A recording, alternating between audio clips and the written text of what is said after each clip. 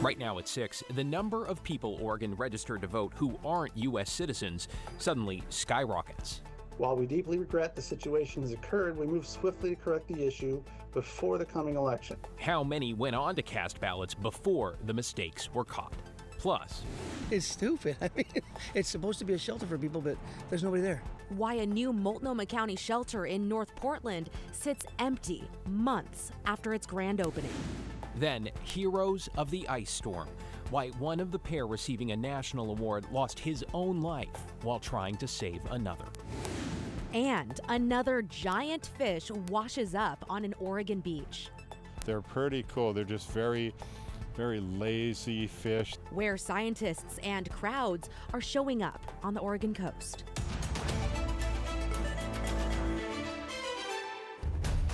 Good evening. Let's get right to breaking news and a verdict in the wrongful death lawsuit in the case of a security guard who killed a man in a North Portland Lowe's parking lot in 2021. This afternoon, the jury finding the property owner as well as Lowe's were negligent to some extent in those actions or inactions led in part to the fatal shooting. The property owner, TMT Development, was found most negligent. The complaint accusing the property owners of failing to vet the security company. Logan Gimbel, the guard who shot the victim, Freddie Nelson Jr., was also not certified to carry a gun. Gimbel was convicted of second-degree murder in a criminal trial last year and sentenced to life in prison. We have much more about this case up for you now on KGW.com. To another big story that we're following this evening, Oregon's Secretary of State now says the number of non-U.S. citizens who were registered to vote is greater than she originally reported. We are now talking over 1,200 people mistakenly registered, with 9 who went on to vote. Alma McCarty's in the newsroom. Alma, that is a big jump from the 300 or so initially reported. Yeah, David, Christine, the state first acknowledged the issue earlier this month, reporting that more than 300 non-citizens were mistakenly registered to vote by the DMV under the state's motor voter law over the last 3 years. Now that's mushroomed to 1,259. So what happened? The DMV says they are still investigating each case, but firmly believe this is truly a clerical error, a data processing error, and not a coordinated effort to register non-citizens to vote. After reviewing more than 1 million records, the DMV administrator tells me in most cases, a staffer at the DMV selected the wrong item from a drop-down menu when someone was getting an ID, listing the document presented to them as a U.S. passport instead of a foreign passport. From there, the person would be automatically registered to vote. For all 1,200 plus mistakenly registered, state officials say that they've caught and corrected the error and say it will not impact the 2024 election. Non-citizen voting remains exceedingly rare, both in Oregon and around the country. As a result of this error, we are aware of 9 individuals who were registered improperly and have a voting history. And to put that number in perspective, there are currently more than 3 million registered voters in Oregon. So we are talking about a fraction of a percent. Oregon House Republicans this afternoon also reiterating their call for a public briefing on this issue, calling for, quote, more transparency on how this happened. David, Christine, back to you. Yeah, seems like a lot of people still have questions around this. Thank you, Alma. In your headlines, Boeing has presented what it calls its best and final contract offer to the union, representing more than 30,000 aerospace machinists still on the picket line, day 11 here.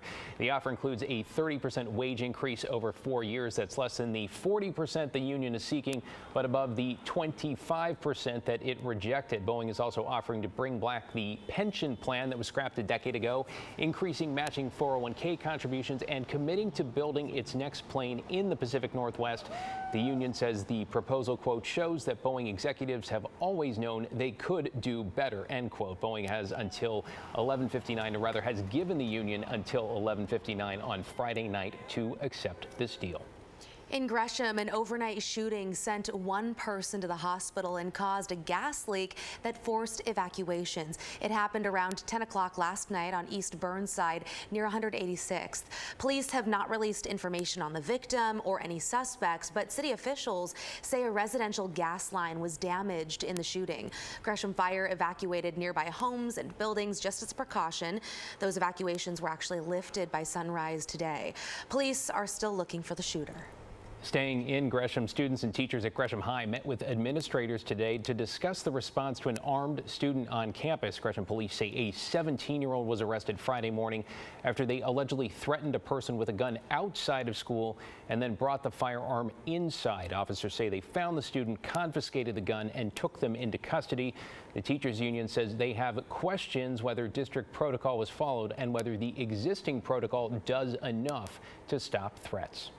Portland police say they arrested nearly 3 dozen people during a major drug bust over the weekend. For 2 days, police targeted open drug use on Southeast 122nd as well as 148th and Burnside. 33 people were arrested. 3 of them were eligible for deflection and could choose treatment over jail time. 2 accepted, 1 refused services. Officers seized fentanyl pills and powder, meth, heroin, as well as cocaine, in addition to an illegal gun and a stolen car. Matt? All right, Christine, thank you very much. We had a beautiful day today in the 80s for the 2nd day in a row. We'll make it 3 in a row, and we may touch 90 tomorrow for the last time this year. Out at Cannon Beach, beautiful. The fog layer super thin, indicating the marine layer, that cool air, very, very shallow. Down to 67, but we made the 70s on the north coast. Wait till you see what we did on the south coast. Out in the gorge, waiting for the east wind to kick in. It hasn't yet, still onshore flow, but we will go offshore. Winds blowing east to west during the overnight hours tonight and for a time tomorrow.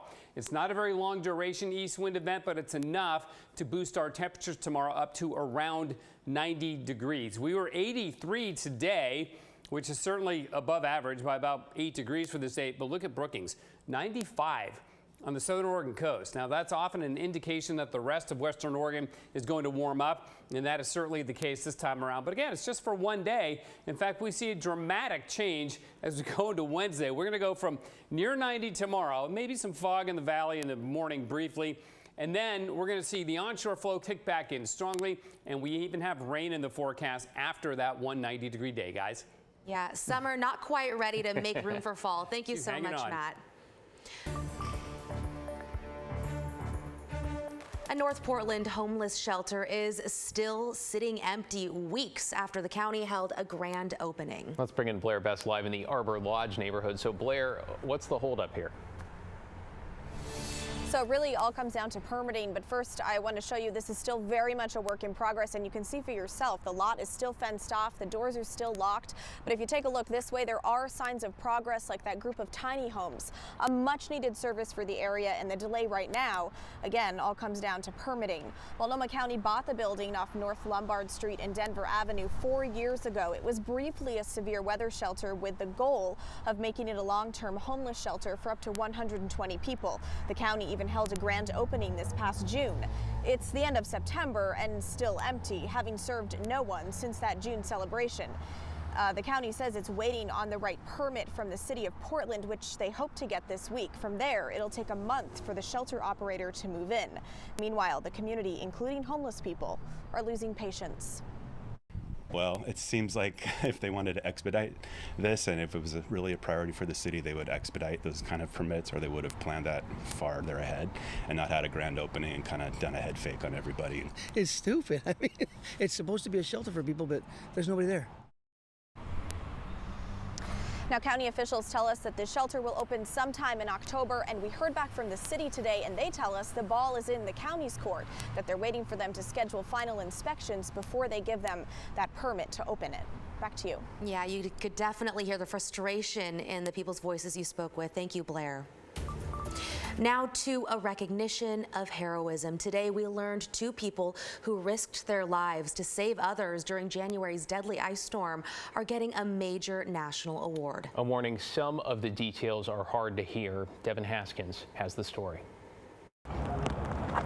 The date was January 17th, 2024. A major storm had just coated the city in ice. Along Siskiyou Street near 122nd Avenue in Northeast Portland, a couple, along with their infant, sat in a red SUV. Then a branch above them fell down on their car, bringing a power line with it. 21-year-old Taja Leah Briggs and her boyfriend Devontae Nash had gotten out of their car and tried to get to safety.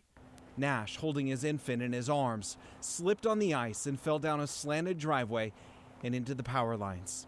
Taja Leah Briggs had tried to grab onto him, but slipped as well into the down lines. Both Briggs and Nash died. Their baby, alive and unhurt, lay on Nash's lifeless body. Briggs's 15-year-old brother, Teron Briggs, a sophomore at Milwaukee High School, was in the driveway and tried to save the baby. He too slipped on the ice and touched the down lines, dying next to his sister. So I crouched down. This is 18-year-old Majaya Washington, a neighbor. She saw all of this happening and risked her own life to save the baby's life.